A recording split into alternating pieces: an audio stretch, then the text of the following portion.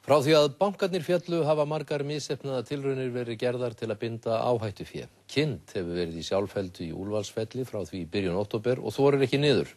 En það gæti fallið orðið hátt, líkt og dæmin sanna. Björgunarsveitin Kindill í Mosfellsbæ beitti ýmsum brögðum til að ná kindinni niður í dag. Það eru menn frá okkur að síga niður og ætla sér að reyna að ná kindinni hilli niður. 2 smalahundar lögðu björgunarsveitarmönnum lið sem nýttu búnað sinn hvað best þeir gátu. Línur og belti og hjálmar og slikjuhlutir sem eru notaðir í björguninni og þá skiptir ekki máli hvort vera að segja manni eða rollu. Það er sami búnaði sem þarf og sami þjálfun, þannig að þetta er bara fín æfing fyrir okkur í dag.